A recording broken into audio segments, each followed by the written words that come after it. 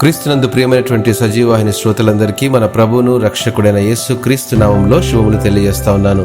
క్రీస్తుతో శ్రమానుభవములైనటువంటి మన 40 రోజుల పాఠ్యభాగంలో 6వ అనుభవాన్ని అధ్యయనం చేద్దాం. రోమిలకు రాసిన పత్రిక 8వ అధ్యాయము 17వ వచనంలో మనము పిల్లలమైతే వారసులము, అనగా దేవుని వారసులము, క్రీస్తుతో కూడా మహిమ పొందుటకు ఆయనతో శ్రమపడిన ఎడల క్రీస్తు తోడి వారసులము. మన జీవితాల్లో అనేక శ్రమలు కలిగినప్పటికీ వాటిని అధిగమించగల శక్తిని ఎలా పొందాలో నేర్చుకున్న మనకు దేవుడు మన జీవితాల్లో అనేకమైన మేలులు దాచి ఉంచాడని గ్రహించాలి. అయితే విశ్వాసం వలన దేవుని కుటుంబంలో చేర్చబడ్డాము. మనకొక కొత్త పేరు, క్రొత్త ఆత్మ మరియు క్రొత్త భవిష్యత్తు అనుగ్రహించి రుజువు చేస్తూ మన నుండి ఏమీ కోరుకొనకుండా మనలను దేవుని వారసులముగా, క్రీస్తుతో సహవారసులముగా చేసి ఉన్నాడు. ఈ వాగ్దానం ఆయన ప్రేమ వలన పొందగలిగే శాశ్వతమైన ఆశీర్వాదం. నిరీక్షణ, నిశ్చయత లేకుండా దేవుడు లేని మన జీవితాలకు ఇప్పుడు క్రీస్తు రక్తం వల్ల మనల్ని సమీపస్తులుగా చేసుకొని వాగ్దాన నిబంధనను మన జీవితాల్లో స్థిరపరిచాడు.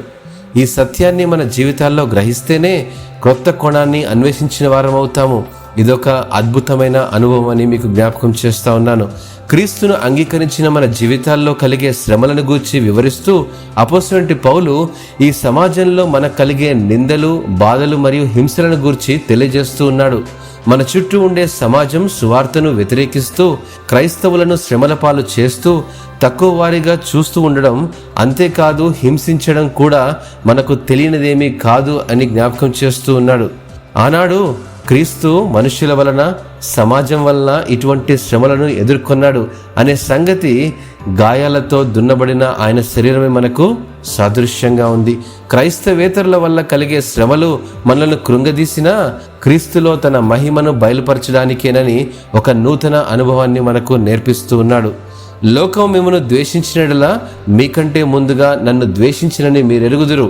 మీరు లోక సంబంధులైన ఎడల లోకము తన వారిని స్నేహించును. అయితే మీరు లోక సంబంధులు కారు, నేను మిమ్మల్ని లోకములో నుండి ఏర్పరచుకుంటునని, అందుచేతనే లోకం మిమ్మల్ని ద్వేషించుచున్నది అని యోహాను సువార్త 15వ అధ్యాయము 18-19 వచనాల్లో వ్రాయబడింది. ఈ లోకము నన్ను ద్వేషించింది, అయినా పర్వాలేదు. నేను క్రీస్తును విశ్వసించాను, లోకము నన్ను వెలివేసింది, అయినా పర్వాలేదు.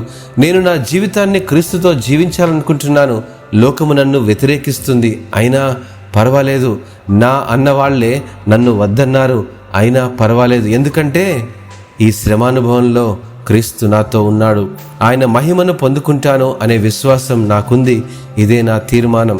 ప్రియ స్నేహితుడా, ఆశీర్వదించబడిన దేవుని కుమారునిగా, కుమార్తెగా జీవిస్తూ మన ప్రాణాత్మ దేహాలను దేవునికి అప్పగిస్తూ ముందున్న మన జీవితంలో ఆయన కృపలో, ఆయన ప్రేమలో భద్రపరచబడి నూతనమైన అనుభవాలను పొందుకున్నటకు ప్రయత్నం చేద్దాం. దేవుడు మిమ్మల్ని ఆశీర్వదించునుగాక. ఆమేన్.